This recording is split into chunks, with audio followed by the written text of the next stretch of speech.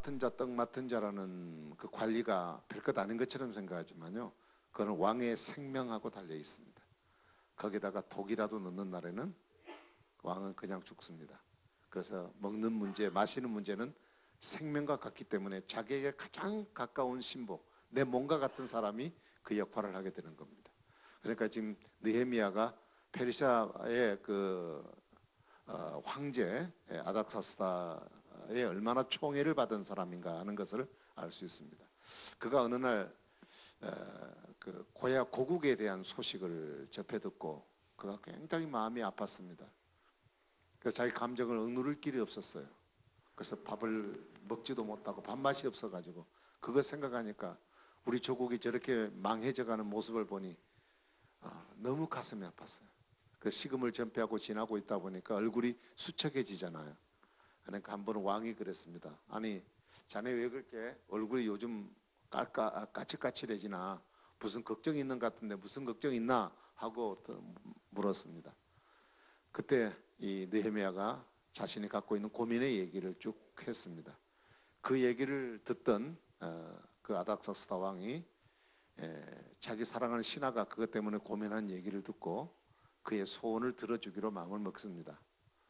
그래서 그에게 일정한 시간 동안 시간을 할애해주고 왕궁을 떠나서 고국으로 돌아가도록 할애를 해주고, 그리고 느헤미야를 예루살렘의 그 유다의 총독으로 임명을 해주고, 그리고 그 주변에 있는 그런 주변 변방 국가들에 대한 총독들에 대해서 이 느헤미야를 함부로 하지 말라 하고 그렇게 좀 주의도 주고, 그리고 또 성벽을 건축하는 일에 필요한 모든 재료들도 다 왕이 조서를 써서 사람까지 구해주면서 그 일을 하도록 이렇게 일을 진행하게 됩니다. 그래서 느헤미야와 함께 그 페르시아에서 살고 있었던 유대인들이 고국으로 다시 귀환하고 우리 고국에 돌아가 살아야 된다는 마음 때문에 따라 나왔던 사람들을 중심해서 예루살렘에 무너진 성벽을 재건한 일들을 지금 하고 있습니다. 근데 이 좋은 일이 있으면 반드시 또 방해하는 세력이 있잖아요. 근데 그 산발락과 도비야라고 하는 이 사람들이 이 사마리아의 총독이었던 그 산발락, 그 다음에 암몬 지역에 또 관리를 했던 도비야, 또 아라비아의 총독이었던 또 게셈, 이런 여러 사람들이 예루살렘 성이 재건된다는 소식을 듣고 분노를 했어요. 그리고 이것을 어떻게든 막아야 되겠다고 마음을 먹은 겁니다. 여태까지 예루살렘은 무방비 상태로 있었기 때문에 뭐랄까 자기 마음대로 관리를 할 수 있는 그런 영역권이었는데, 예루살렘 성벽이 세워져서 그곳에 총독이 앉혀지고 이게 다시 재건되면 자기 활동 영역에 큰 장애가 된다고 생각했기 때문에 어쨌든 이 문제를 막아야 된다고 생각을 한 겁니다. 그래서 첫 번째 그것을 막는 전술이 심리전이었습니다. 그래서 그 산발랏이 유다 백성들을 노골적으로 이렇게 비웃었습니다. 그리고 그와 함께 같이 곁들여 있었던 그 암몬 사람 도비야도 이런 얘기를 했어요. 유다 사람들이 건축하는 성벽은 여우가 올라가도 무너진다. 그러니까 짐승이 올라가도 무너질 정도로 허술하다는 얘기를 하게 됩니다. 비난하게 되죠. 조롱을 하고. 자, 그러면서 이 산발락과 도비야, 그리고 아라비아 사람들, 암몬 사람들, 그리고 아스돗 사람들, 이 여러 사람들이 연합을 해서 예루살렘 성을 치자고 연합 세력을 이루게 됩니다. 자, 지금 이 소식을 들었던 이 예루살렘의 입장에서, 느헤미야 입장에서는 큰 일이 벌어진 겁니다. 사실 포로에서 돌아온 유다 백성들이 제대로 된 무기가 있겠습니까? 훈련을 제대로 받은 군사가 있겠습니까? 그런 것이 거의 없어요. 거기다가 밤낮으로 일을 했잖아요. 그러니까 피곤이 이미 지쳐져 있는 사람들입니다. 그러니까 이런 상황에 연합군이 적들이 쳐들어온다는 소식을 들었을 때 성을 지키는 것은 고사하고 자기들의 목숨조차도 부지할 수가 없는 상황에 이르게 된 겁니다. 자, 우리는 이런 상황이 우리 앞에 닥쳤을 때 어떻게 해야 할 것인가 하는 질문을 받게 되어집니다. 저와 여러분들의 상황도 역시 마찬가지겠지만 이 느헤미야와 같은 입장, 이런 상황에 놓인 경우들이 우리에게는 많이 있습니다. 그래서 이 지혜를 어디에서 얻어야 되느냐, 느헤미야가 이 문제를 어떻게 처리했는가를 보면서 우린 지혜를 얻어야 할 것입니다. 자, 이 소식을 전해들은 느헤미야는 꼼짝도 하지 않았습니다. 다시 말하면 흔들리지 않았다는 얘기예요. 내가 해야 할 일, 내게 주어진 그 일, 예루살렘 성벽을 재건해야 할 일, 꿈에도 그리던 하나님의 나라를 위한 세우는 일에 그는 온 마음을 다하여 자기의 모든 것을 던졌기 때문에 어떤 방해가 있어도 그는 꿈쩍하지 않았습니다. 그리고 상대가 조롱하고 비난해와도 느헤미야는 절대 맞서서 비난하거나 또 그들을 조롱하지도 않았습니다. 그리고 이 문제는 누가 잘한 것인가, 누가 잘못하신 것인가 하는 문제에 대해서 그는 따지지도 않았습니다. 그들이 뭐라고 하든 느헤미야는 전혀 상관하지 않았습니다. 그는 그렇다고 그 속에 분노와 우라가 안 오를 수는 없죠. 그러나 그런 감정들을 인간에게, 자기에게 도전해오는 사람들에게 쏟아놓는 것이 아니라 하나님 앞에 그 문제를 쏟아놓았다는 것이 오늘 본문의 주된 내용입니다. 4절 5절을 한번 우리 같이 한번 읽어내 보도록 하십시다. 4장 4절 5절입니다. 시작. 우리가 업신여김을 당하였나이다. 오나간데 그들이 욕하는 것을 자기들의 머리에 돌리사 노략거리가 되어 이방에 사로잡히게 하시고 주 앞에서 그들의 약을 덮어두지 마시며 그들의 꾀를 도말하지 마옵소서. 그들이 건축하는 자 앞에서 주를 노하시게 하였음이니이다. 아멘. 지금 느헤미야는 뭘 하고 있죠? 기도하고 있습니다. 기도. 하나님께 기도하고 있습니다. 여러분, 지금 이스라엘, 지금 이 유다 나라에, 지금 이 예루살렘의 가장 시급한 문제는 기도보다 더 중요한 것이 있습니다. 그것은 전쟁을 준비해야 됩니다. 지금 적들이 연합 세력들에 지금 쳐들어오고 있습니다. 이 준비할 기회를 놓쳐버리면 이들이 부시부시간에 들어왔을 때 그것을 막아낼 힘이 없습니다. 그래서 그들은 지금 기도보다 더 중요한 것은 전쟁에 임할 수 있는 사람들을 모으는 것입니다. 군대를 소집하는 겁니다. 그리고 대책을 세워야 합니다. 이곳저곳에서 적의 연합군이 공격해 온다는 소식을 듣고 백성들은 이미 마음이 흩어지기 시작했어요.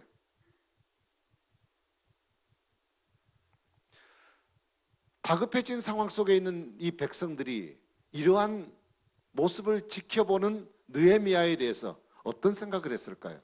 저 사람이 우리나라의 총독이야. 근데 이 어려울 때 도대체 뭘 하고 있는 거야? 아마 불신임을 던져버릴 수도 있습니다. 아니, 정말 하나님께 기도하면 이 연합군의 세력을 물리치고 성을 정말 지킬 수 있을 것인가? 우리가 어떻게 생각하면 도박과 같지 않습니까? 10절에 보면요, 뭐라고 얘기했냐면 적들이 쳐들어온다는 소식고 백성들이 더 이상 일할 힘이 없다고 얘기를 해요. 이미 지쳐버렸다고 그랬어요. 일도 지쳐버렸어요. 거기다가 11절 12절에 보면 원수들의 기락과 그 원수들을 백성들은 두려워했어요. 그래서 이쪽 저쪽 사람들이 10번이나 사람 보내가지고 살아갈 길을 지금 찾고 있는 겁니다. 어떤 문제만 생기면 지금 큰 일이 벌어질 것 같은, 마음을 하나로 모아도 부족한 시간에 사람들이 너무 두려워한 나머지 흩어질 마음들을 갖고 있다는 얘기예요. 정말 이런 상황에 기도만 해야 되겠는가?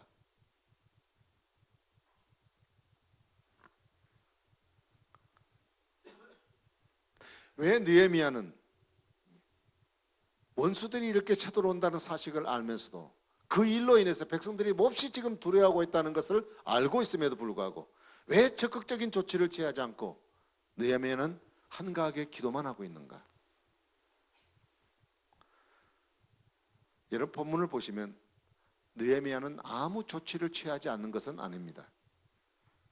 그는 어떻게 생각하면 지금 그들이 놓여 있는 전쟁의 위협 속에서 가장 강력한 조치를 취하고 있습니다.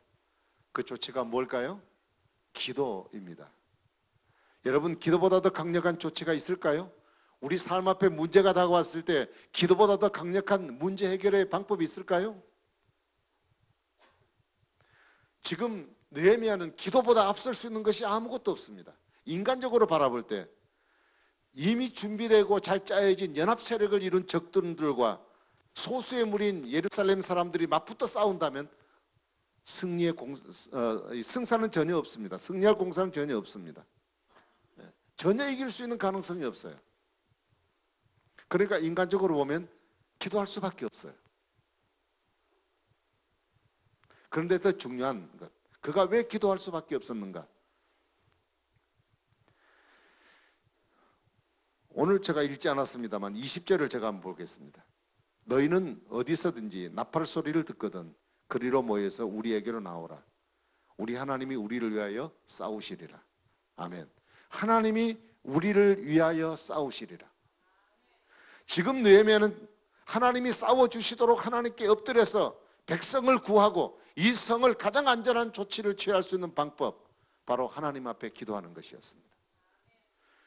느헤미야는 하나님께 엎드리면 반드시 이 문제를 해결해 줄 것에 대한 확신이 그에게 있었기 때문에, 모든 사람들은 전쟁 준비해야 되는데 왜 당신은 그러고 있느냐라고 말할지라도 승리는 전쟁 준비가 아니라 하나님께 있다는 것을 그는 알았습니다.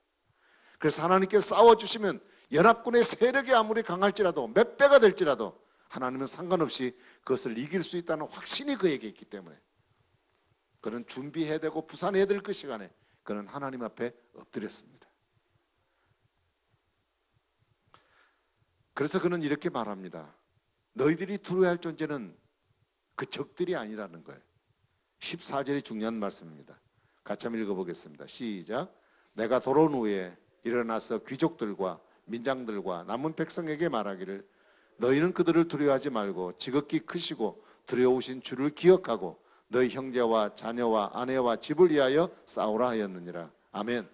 우리가 두려워할 대상, 그것은 연합군의 적이 대상이 아니라 바로 크고 두려우신 하나님, 그 하나님을 기억해야 된다고 말하고 있어요. 그래야만 너희들이 형제와 자녀와 아내와 집을 지킬 수 있다고 말합니다.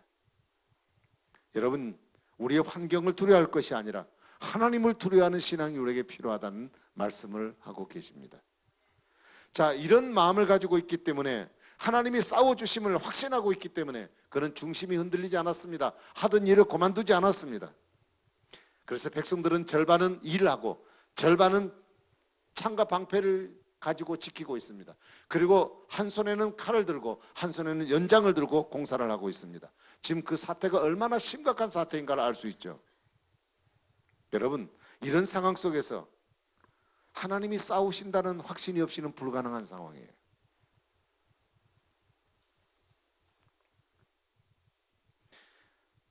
이런 믿음이 있었기 때문에 느헤미야는 그 문제를 담대하게 헤쳐나갔습니다. 그랬더니 15절에 하나님께서 그에게 응답의 문을 여셨습니다. 15절에 보면 우리의 대적이 우리가 그들의 의도를 눈치챘다함을 들으니라. 하나님이 그들의 꾀를 패하셨으므로 우리가 다 성에 돌아와서 각각 일을 하였는데, 무슨 얘기입니까? 하나님께서 예레미야의 기도를 들으시고 그들의 작전을 하나님이 패하게 하셨다고 하셨습니다. 그래서 그들이 다시 돌아와서 일들을 시작하게 되었다고 말합니다. 그들이 아침 일찍부터 동틀 때부터 일어나서 해가 지고 별이 뜰 때까지 쉬지 않고 그들은 성벽을 쌓는 일을 위해서 최선을 다했습니다. 그래서 52일 동안 이 일들을 계속함으로 완공을 했습니다. 그러나 그 문제가 완공될 때까지 여러 가지 많은 문제들이 도사리고 있었지만 어느 것 하나도 그 일을 중단하지 못하도록 방해를 놓을 수 있는 것은 아무것도 없었습니다. 이유는 하나님이 싸우셨기 때문입니다. 여러분, 한 해를 살아가는 동안 우리 앞에 수많은 문제들이 우리의 삶을 위협할 것입니다. 눈을 뜨고 돌아보는 것마다, 생각하는 것마다 그 어느 것 하나 우리 앞에 문제로 다가오지 않은 것이 아무것도 없습니다. 우리가 주님을 섬기고 살지만 여전히 대적의 무리들이 우리 앞길을 방해하고 있습니다. 하나님이 예루살렘 성을 세워서 하나님의 나라를 이루고자 하는 하나님의 큰 뜻을 품고 그들에게 일을 이루게 하셨던 이 엄청난 일에 방해하는 세력이 있듯이 오늘도 저와 여러분들이 하나님의 축복을 받고 오늘 하루를 살아가고자 하는 우리들에게 그 일을 이루지 못하도록 방해하는 세력이 있다는 것이에요. 비웃는 세력입니다. 조용하고 무시합니다. 우리를 무너뜨리려고 합니다. 세상의 힘을 다 동원해서 우리의 삶을 밀어붙여버리는 세력들이 있습니다. 우리 힘으로 도저히 이길 수 없는 상황들도 있을 것입니다. 여러분, 어느 것 하나 문제가 우리에게 문제로 다가오지 않은 것이 있어요? 자녀의 문제, 우리 신앙생활의 문제, 사역의 문제, 여러분 직업의 문제, 학업의 문제, 어느 것 하나도 여러분 앞에 문제가 아닌 것이 하나도 없습니다. 숨 쉬는 것마다 숨이 쉬어져서 쉬는 게 아니라 그 무거운 짐을 감당하지 못해서 한숨을 쉬듯하게 우리는 숨을 쉬고 있습니다. 지금 나라가 많이 어렵다고 그러잖아요. 돈을 작년에 몇 조를 부었는데도 불구하고 아직도 이 취직에 관한 문제를 아직도 해결하지 못하고 더 젊은이들의 실업자 숫자가 늘어나고 있는 상황입니다. 어떤 방법을 써도 이 문제에 대해서 근본적인 해결책이 없습니다. 부동산이 너무 많이 뛰어올라서 잡으려고 돈을 투자하고 이런 저런 방법을 내놔도 부동산은 계속해서 오릅니다. 여러분, 우리가 살아가는 세상이 너무 힘들고 너무 어렵습니다. 우리에게는 이런 세력을 이길 힘이 있어야 돼요. 막아낼 힘만 있다면 어떤 문제도 우리는 두렵지 않습니다. 그러나 이것을 이겨내지 못하면 오늘 본문에 말한 것처럼 내 앞에 놓인 나의 형제와 나의 자녀와 내 가정과 내 산업은 여지없이 무너지고 만다는 것입니다. 이것들이 건강하게 세워지지 못하도록 사탄은 끝없이 방해해야 합니다. 하나님 백성들이 행복해지는 것을 시기하고 질투하기 때문에 그대로 내버려 두지 않아요. 우리는 반드시 이런 세력을 이겨내야 합니다. 어떻게 해야 될까요? 그것은 하나님이 싸워주시면 이길 수 있습니다. 왜냐하면 세상은 하나님을 대적할 것이 세상에 아무것도 없어요. 하나님께서 싸워주신다면 어떤 대적도 어떤 상황도 우리에게는 문제될 것이 없습니다. 문제는 하나님이 우리를 싸워주시도록 하나님이 움직이셔야 돼요. 그러면 하나님을 움직이게 하는 방법이 뭐예요? 기도밖에 없어요. 기도밖에. 마가복음 9장의 말씀을 잘 아시죠? 자기 아들이 간질병이 걸렸습니다. 그 나중에 귀신 들렸다고 예수님 말씀하셨지만 간질병이 걸렸습니다. 애가 멀쩡히 가다가 그냥 간질이 일어나니까 불 속에도 뛰어 들어가 버리고 어떨 때는 물에 빠져도 막 죽을 위기도 당하고 그래서 이것 때문에 너무 마음이 괴로워서 힘들어서 하루도 편안할 일 없이 살고 있다가 어느 날 한 번은 예수님께 고쳐달라고 예수님 제자들 앞에 데리고 왔습니다. 근데 마침 예수님이 세 제자를 데리고 다른 곳에 가 있었기 때문에 제자들 9명에게 부탁을 했습니다. 평소에 제자들은 예수님이 그런 사람들을 고치는 광경을 많이 봤기 때문에 예수님 방식대로 그들이 얘를 고치려고 했습니다. 그러나 전혀 무반응입니다. 땀을 뻘뻘 흘리며 애를 써도 안 됐습니다. 마침 그때 예수님이 세 제자와 함께 그들이 있는 곳으로 내려오셨습니다. 예수님이 오신 것을 알고 그 아버지가 예수님께 고쳐달라고 당신 제자들은 못 고칩니다. 좀 고쳐주세요. 그래서 예수님이 그에게 손을 대시고 그리고 그 귀신에 대해서 명하시면서 그 아이를 간질병을 떠나가게 만드셔서 건강하게 회복하게 하셨습니다. 그리고 제자들과 함께 조용한 곳으로 이동을 해서 그곳에 머물고 있는 동안 제자들이 바로 그 금방 전에 있었던 것이 너무너무 창피하고 그리고 자기가 무기력함을 느껴서 예수님께 물었습니다. 예수님은 고치는데 왜 우리는 못 고쳐요? 라고 얘기했어요. 그때 예수님이 딱 던진 말씀이 그겁니다. 기도 외에는 이런 유가 나갈 수가 없다. 기도밖에 방법이 없다 라고 주님이 말씀을 하셨습니다. 그래서 시편 기자는 이렇게 고백을 해요. 시편 109편 1절부터 4절에 나의 찬송하는 하나님이여 잠잠하지 마옵소서. 대저 저희가 악한 입과 개사한 입을 열어서 나를 치며 거짓된 혀로 내게 말하며 또 미워하는 말로 나를 두르고 무고히 나를 공격하나이다. 나는 사랑하나 저희는 도리어 나를 대적하니 나는 기도할 뿐이라. 원수들에 대해서 그는 좀 잘해보고 문제를 해결하려고 애를 쓰지만 그들은 여전히 안하무인격으로 그들에게 달려드는 모습 앞에 그는 할 수 있는 것이 주여 저는 기도할 뿐입니다. 여러분 기도할 것밖에 없어요. 기도밖에 다른 길이 없어요. 여러분 두려움을 몰아내야 합니다. 두려움은 우리의 정상적인 삶을 멈춰버리게 만드는 거예요. 두려워하는 자는 아무것도 할 수 없습니다. 그러므로 모든 것을 하나님께 맡기고 우리가 하던 일을 계속해야 합니다. 두려움을 몰아내는 무기는 바로 기도입니다. 기도가 강력한 무기임을 여러분 잊지 마시기를 바랍니다. 감리교를 이렇게 창설했던 그 요한 웨슬레 목사님이 계십니다. 어느 날 한 자기 친구가 이렇게 사업에 실패를 해서 낙심 중에 있어서 그와 함께 서로 만남의 시간을 갖고 대화 나누면서 어느 한 목장길을 걷고 있습니다. 담이 울타리가 쳐져 있는 펜스가 쳐져 있는 그 목장길을 걷고 있었습니다. 그런데 그 목장에 소들이 이렇게 풀을 열심히 뜯고 있다가 울타리 앞에 딱 와서 가끔씩 고개를 들고 이렇게 담장 너머의 밖을 내다보는 장면을 발견했습니다. 이 순간 웨슬리는 친구에게 뭔가를 해야 될 중요한 하나님의 메시지를 그에게 던졌습니다. 그래서 그 친구에게 말합니다. 여보게, 저 소들을 좀 보게나. 담장 앞에서는 그들이 뭐 어떻게 할 수가 없기 때문에 머리를 쳐들고 하늘을 쳐다보고 있지 않은가. 우리도 앞을 볼 수 없을 때는 하나님을 올려다보며 기도해야 되네. 그러면 하나님께서 반드시 응답하실 것이네. 빌립보 4장 6절에 아무것도 염려하지 말고 오직 모든 일에 기도와 간구로 너희 구할 것을 감사함으로 하나님께 아뢰라고 그랬어요. 여러분, 우리는 무릎으로 싸우는 방법을 배워야 합니다. 크고 두려우신 하나님을 기억해야 합니다. 세상의 모든 것이 하나님의 손에 있어요. 주권을 가지신 하나님, 그 하나님이 우리 아버지시니 우리는 세상의 것을 두려워하지 말고 환경을 두려워하지 말고 우리는 이 세상의 모든 걸 주관하시는 하나님을 두려워하는 마음을 가지십시오. 여러분, 내가 믿음이 있는가 없는가는 딱 확인할 수 있는 방법이 딱 한 가지입니다. 문제가 우리 앞에 왔을 때 문제가 하나님보다 더 커 보이면 여러분들은 믿음이 없는 것입니다. 그러나 문제가 왔을 때 문제보다 하나님이 더 커 보이면 여러분은 믿음이 있는 것입니다. 여러분 앞에 놓인 문제 앞에 너무 큰 울타리가 쳐져서 여러분이 하나님이 보이지 않을 정도가 된다면 여러분은 문제에 사로잡히고 있다는 것입니다. 그러나 아무리 큰 문제가 우리 앞에 있어도 내가 처해 있는 문제 앞에 하나님을 바라볼 수 있는 눈이 있다면 여러분은 믿음이 있습니다. 여러분, 그 믿음으로 기도하시기를 바랍니다.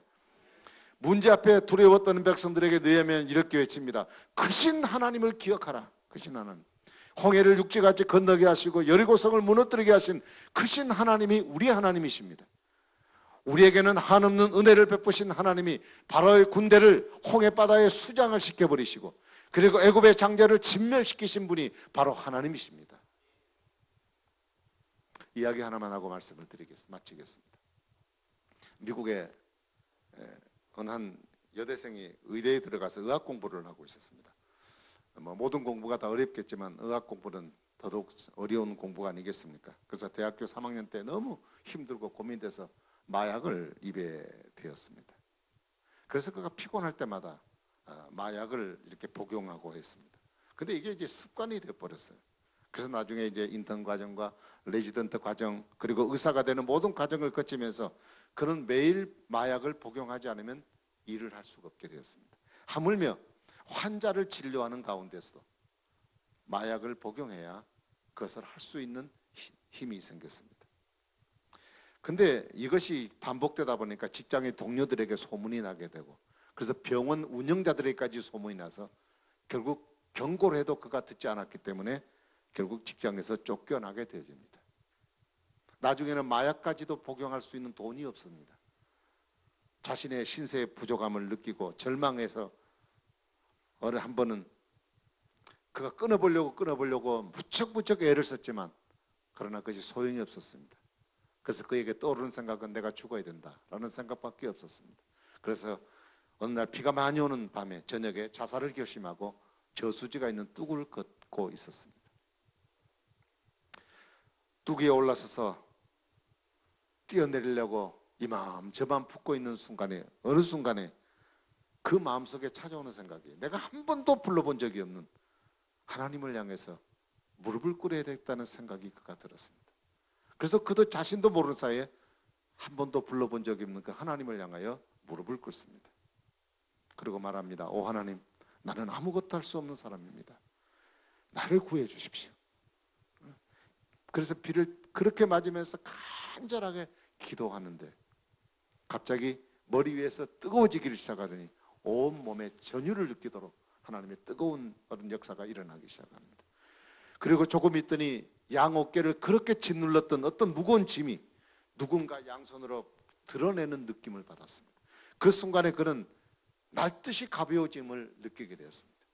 그래서 그는 그 자리에 일어나서 하나님을 찬양하고 자살하려는 마음을 돌이키고 신앙생활을 시작하게 됩니다.